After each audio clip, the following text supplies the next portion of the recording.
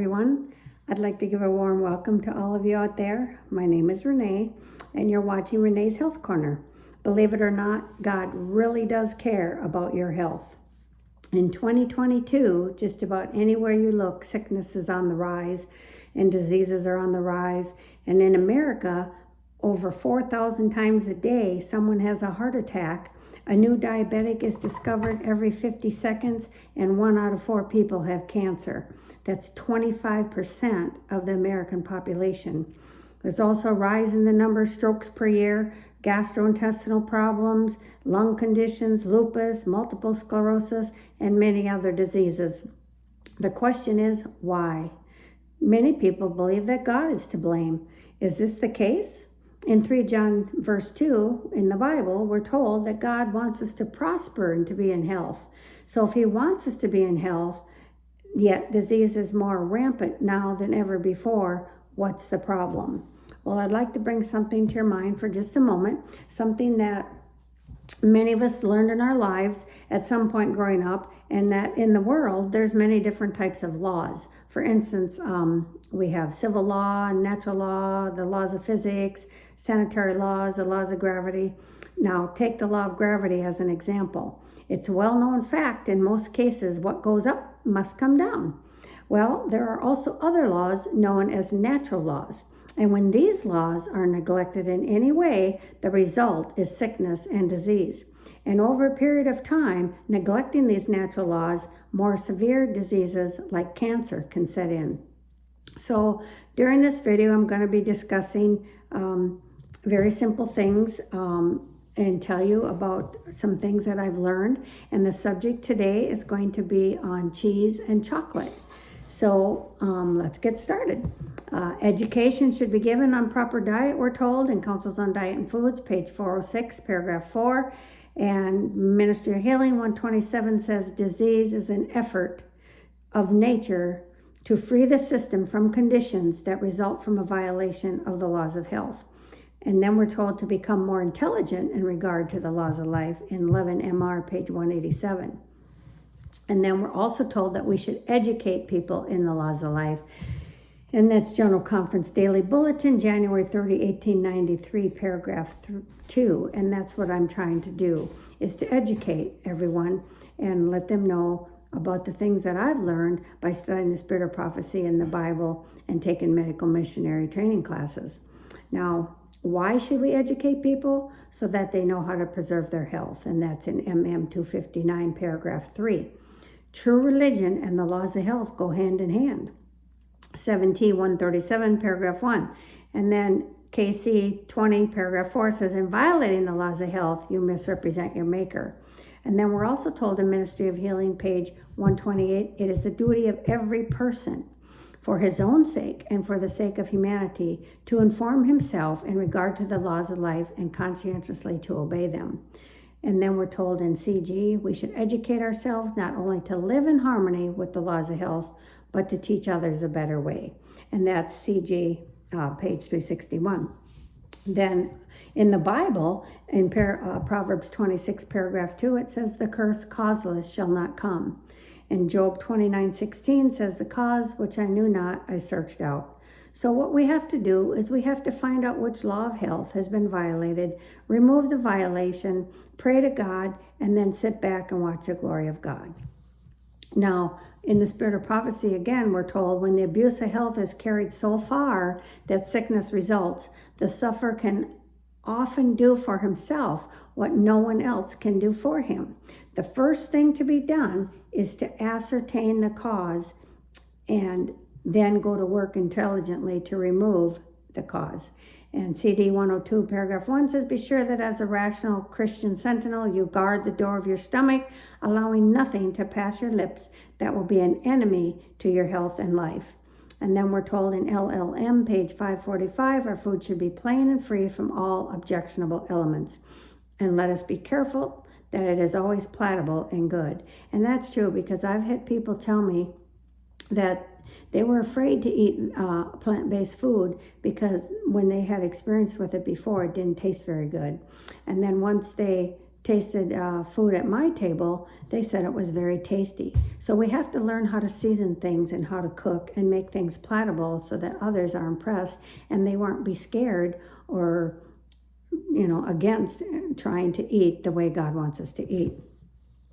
So we're also told in Counsel on Diet Foods that the idea should never be given that it is of but little consequence what we eat. And then another quote is in CTBH. It says, it is as truly a sin to violate the laws of our being as it is to break the Ten Commandments. To do either is to break God's law. So one last Bible quote says, 1 Corinthians 10:3 says, whether therefore ye eat or drink or whatsoever ye do, do all to the glory of God. Now we can't glorify God when we're putting things in our body that hurt it and harm it and make us sick and get disease or even kill us. The Lord loves us and he doesn't want us to do ourselves harm by following unhealthful recipes. And that's in CD 297. So anyway, we're supposed to dispense entirely with everything hurtful to use and to use judiciously that which is healthful. And that's in Temperance, page 138, paragraph 2. So anyway, let's get started with today's topic. And the first topic is cheese. Now, cheese is made from milk, and milk almost always contains pus. You can comfort yourself by thinking that the pus is pasteurized, and certainly pasteurization will prevent you from becoming ill, but you're still eating pus. Now, you can look at it like this. You could stick a dog turd in an autoclave and render it biologically harmless with significant pressure and heat. Yet we're willing to wager that you'd not be anxious to eat it unless you had some very strange dietary tastes. Now, forget about being vegan. Cheeses aren't even vegetarian mostly. Rennet is a stomach enzyme which is common to most mammals, and it's used to make cheese by digesting it, leaving behind a solid and a liquid. Rennet is often harvested from the stomachs of cattle in slaughterhouses and used directly in cheese. Though there are vegetarian rennet synthesized by other means, it's difficult to know which cheeses use vegetarian rennet and which ones use the stuff scraped out of the stomach of slaughtered animals. And cow stomach excretions obviously go great with pus. In order for you to have your cheese, someone had to produce the milk to make the cheese. And we don't mean a dairy farmer.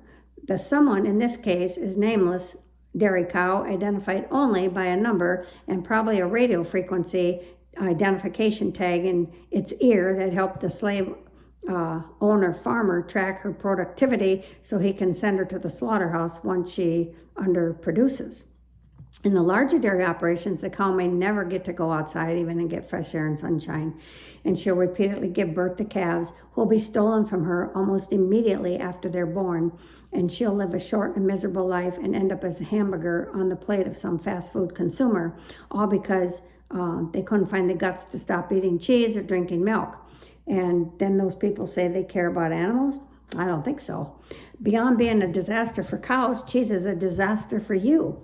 A cup of diced cheddar has a whopping 532 calories, 385 of it which come from fat. That includes 28 grams of saturated fat, which is 139% of the amount recommended for total daily consumption by the U.S. government. And really, do you think that those figures haven't already been magnified by decades of dairy and meat industry intervention in the government? To all that fat, you can add 19 milligrams of cholesterol and 820 milligrams of sodium. For comparison, if you decide to reach for a cup of chopped carrots instead, you'd be taking in fewer than a tenth of the total calories, 52 for the whole cup, and less than 1% of the fat than if you ate the cheese. Now, cheese equals the greatest source of animal fat. It's the number one source of saturated fat in the diet, and 80% of the protein in cheese is from casein, which equals the most powerful cancer promoter. Animal rennet is used to make most cured cheeses, and rennet comes from the digestive system of animals. The stomach of pigs are also used as rennet many times. Now, like I said, there can be other sources of rennet, but mostly it is pig. And so we're told in the Spirit of Prophecy in Counsel on Diet and Foods, page 368, that cheese should never be introduced into the stomach. Then we're told on the next paragraph that cheese is still more objectionable. It is wholly unfit for food. Did you hear that? It's unfit for food. So we shouldn't even be eating it because it's not even really food. And then we're told on page 236 of the same book, the effect of cheese is deleterious.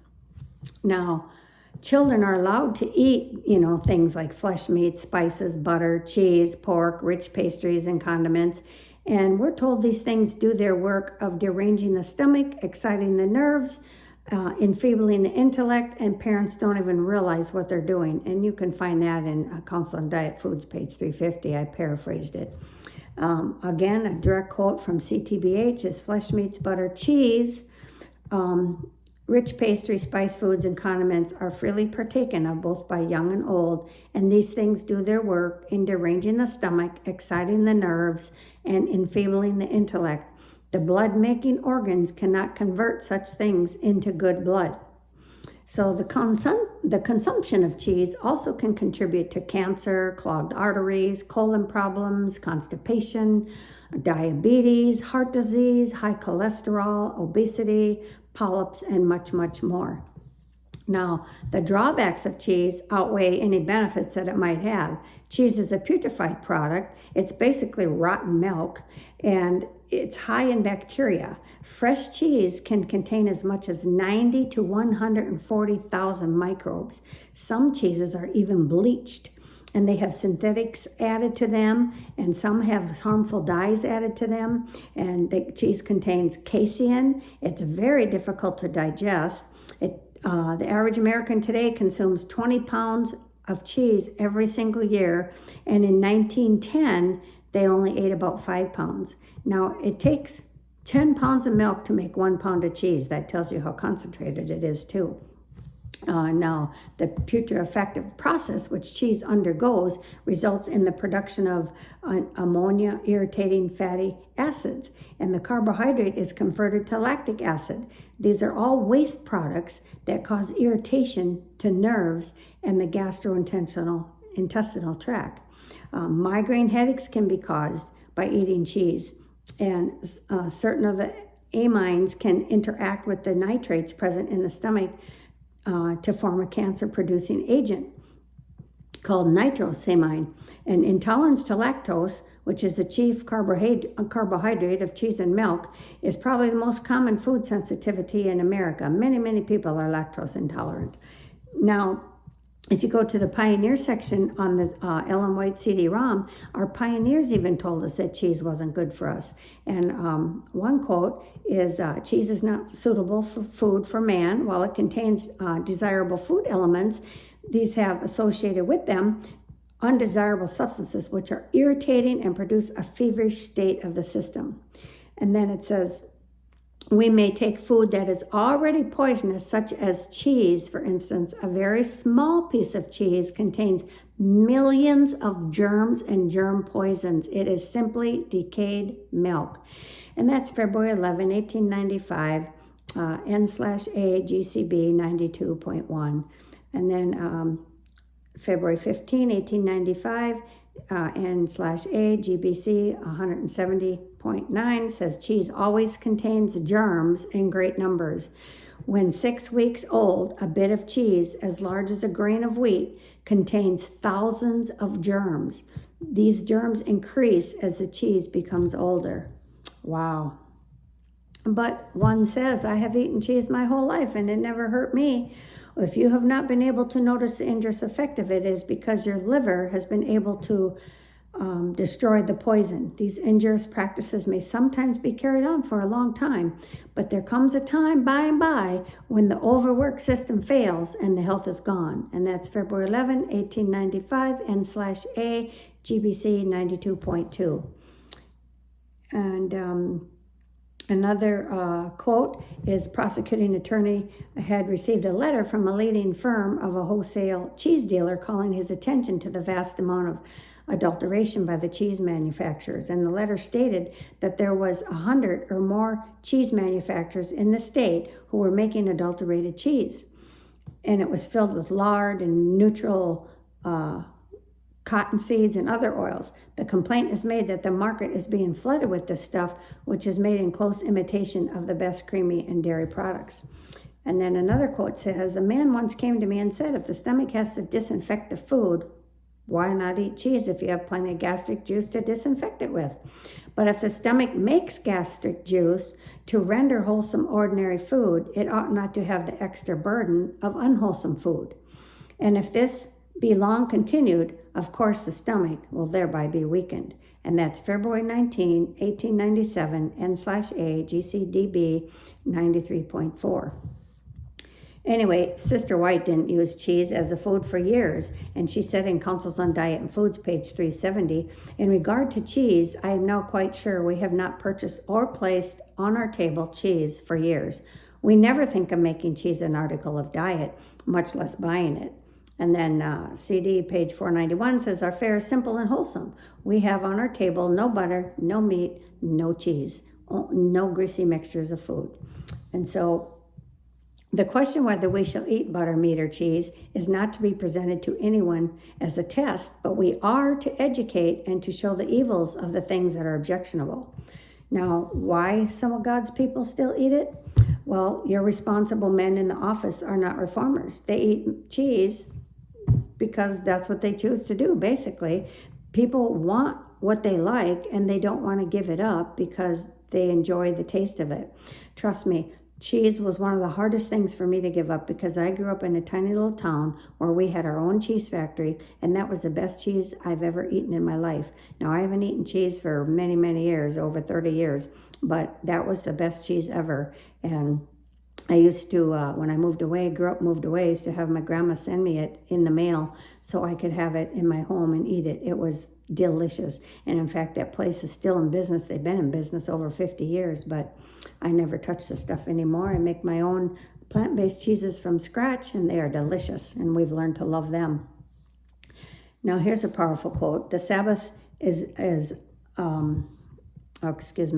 it was decided at a certain camp meeting that cheese should not be sold to those on the ground. But on coming to the ground, Dr. Kellogg found that, to his surprise, a large quantity of cheese had been purchased for sale at the grocery. He and some others had objected to this, but those in charge of the grocery said that the cheese had been bought with the consent of a brother, and that they could not afford to lose the money invested in it. So upon this, Dr. Kellogg asked the price of the cheese, and he bought the whole of it from them, and he had traced the matter from cause to effect and knew that some foods generally thought to be wholesome were very injurious. Okay, so that's my information on cheese. Now I'm going to give you some information on chocolate. Chocolate is a very acidic food, and we're told in August 24, 1899, EJW PTUK, page 541, paragraph 8 says, if people drank only at the right time, there would be far less drinking of substances that are injurious. For it is a fact that the greater portion of the tea, coffee, chocolate, which ought never to be drunk, and that is saying that you should never put it in your mouth, basically. And then it says, but you drink cocoa and chocolate? No, I have no use for them, for while they contain a little food, they contain more that is injurious. The Chief Inspector of Foods and Drugs for the County of Durham says that many cheap chocolate sweetmeats contain paraffin wax, which has a tendency when eaten to bring on appendicitis. The absolutely safe way is never to eat composite things of any kind. And this is all from the Pioneer section. Now, we're going to talk about the problems that chocolate causes. It causes agitation, anxiety, cancer, depression, discomfort, respiratory problems, hormonal problems, fatigue, fluid retention, GI problems, headaches, heart disease, imperfect balance, insomnia, irritability, palpitations, restlessness, tachycardia, tremors, and vertigo. Now, here's some facts about chocolate from a book by a Seventh-day Adventist lady named Gwen Shorter. And in her manual, pages 86 through 87, she says, chocolate is a solid semi-plastic food prepared by finely grinding cocoa. It must have a minimum of 50% fat, and it must have a large amount of sugar and milk added to it to make it even palatable because it's so bitter. Chocolate contains tannins, which have been implicated in certain cancers of the digestive tract. Caffeine content can be as high as 112 milligrams per cup of cocoa, and chocolate can interfere with calcium absorption. Chocolate must be fermented for 3 to 8 days, at which time peak fermentation, concentrates of bacteria and mold are present. Aflatoxin, the cancer-producing agent in the molds of cocoa beans. Fermentation produces what you call the chocolate flavor. Now, in the tropical regions in which it grows while it's fermenting, chocolate has insects, rodents, and small animals, and many types of contamination that occurs. And now in another booklet published by the U.S. Department of Health and Education and Welfare entitled The Food Defect Action Levels, specifications listing of current levels for natural or unavoidable defects in food, lists the natural defect levels in chocolate in the form of insects, rodent, and other natural contaminants that are allowed by the FDA, which is the Food and Drug Administration. So, also allowed in chocolate and chocolate liqueur used in the manufacture of such products as chocolate bars, up to 120 insect fragments per cup or two and rodent hairs per cup. Now, how many of you want that in your food? I don't. 4% of cocoa beans may be infested with insects and still carry the blessing of the FDA. Did you hear that?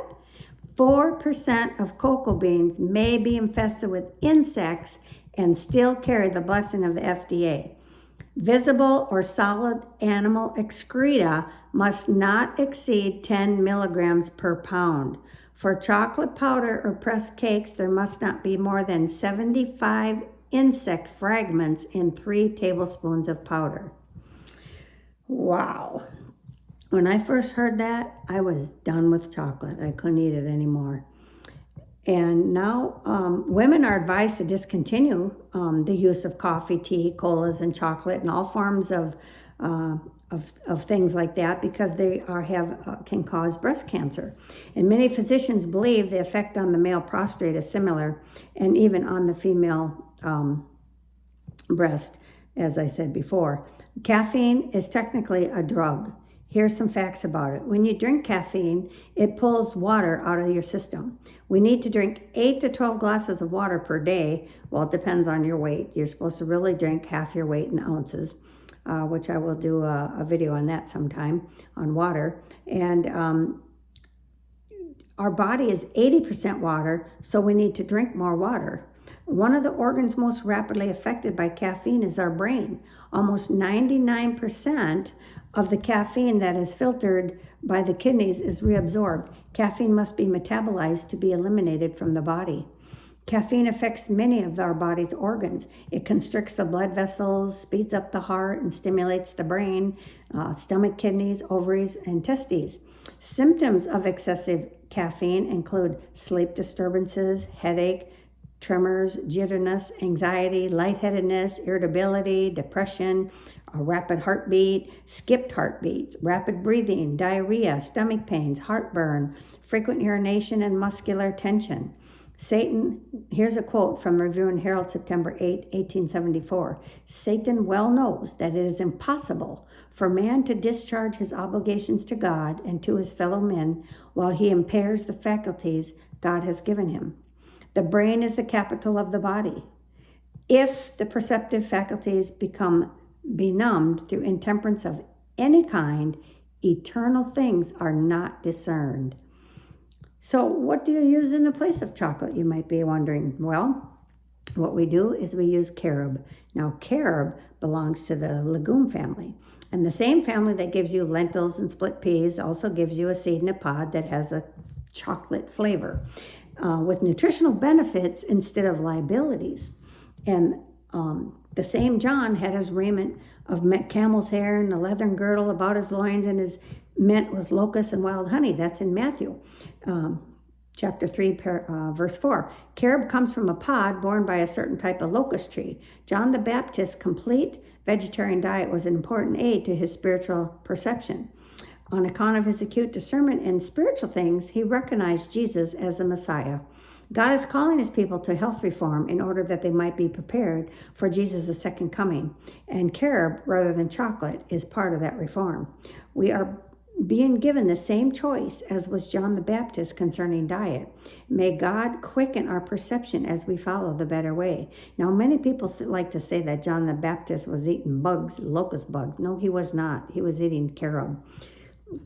And God told us, that he has given us every tree in the which is the fruit of a tree yielding seed, and to you it shall be for meat. Carob is an excellent source of calcium, potassium, pectin, fiber. It contains iron, vitamins A, B1, and B3. It does not contain any of the bad things like chocolate does, and it contains 2,000 times less theobromine, which is a stimulant similar to caffeine. It contains about 50 times less fat and 3 to 4 times fewer calories than chocolate. Since carob is naturally sweet and chocolate is naturally bitter, much less sweetener is needed with carob. Carob does not aggravate skin problems, cause digestive problems, or cause allergic reactions as chocolate often does. Don't get the idea that carob tastes exactly like chocolate. Chocolate has its familiar taste because of the large amount of fat and sugar that's added to it, and those are very unhealthful for you, even in small quantities. Carob has a slightly different taste than chocolate, but personally, I have grown to love carob. I used to be very addicted to chocolate, and I ate chocolate a lot, but I can tell you that I am so over it, and I would never, ever touch it again. But carob is really delicious. Now, you have to know how to prepare it and what to do with it, because people have made things with carob that have not tasted very well. I had a lady tell me recently that she never liked carob until she tried one of my carob treats I gave her. Now, anyway, if a recipe calls for cocoa, you can substitute it with carob powder. Or if a recipe calls for the unsweetened chocolate, you can substitute carob in that by mixing 2 tablespoons of hot water with 3 tablespoons of carob powder. And that would be the equivalent for a 1 ounce square of unsweetened chocolate.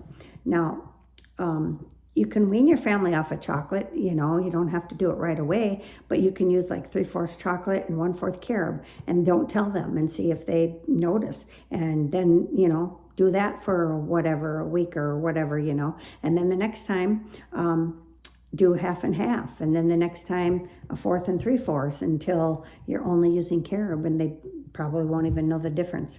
Now, we're told in CDF 334 the dessert should be placed on the table and served with the rest of the food. For often after the stomach has been given all it should have, dessert's brought on, and that's just too much. So let's obey God's plan to eat healthy. We wouldn't put sugar in our gas tank or pop in our transmission, so let's not put caffeine in our bodies when God has told us not to. Now, may God bless you as you strive to feed your body healthy according to his plan. And, God made our bodies, and he knows what's best for it. Now, I'm going to give you a little recipe here that's no dairy and no chocolate. And it's what you do is you take 2 small ripe avocados, 1/3 to 1/2 cup of honey or maple syrup, a 1/4 cup of carob powder, 2 tablespoons of coconut milk or rice milk, or you can just use almond milk, a little pinch of salt, and a pinch of a cinnamon substitute. I use coriander and cardamom. I do 3 to 1, more coriander than cardamom because cardamom's pretty strong. Now, all you do is put this in a blender or a food processor, and you blend it on high until it's really smooth, and then chill it, and then serve it. It's really delicious. You can even make a pie with it. Have your pie crust ready, put that in it, and boom, you have a pie. Well, anyway, that's our time for today. I hope that what you've heard on here will be a blessing to you and your family. And until we meet again, may the good Lord bless and keep you throughout the new week coming up. And remember, God loves you, and he wants you to be in health. So eat that which is good.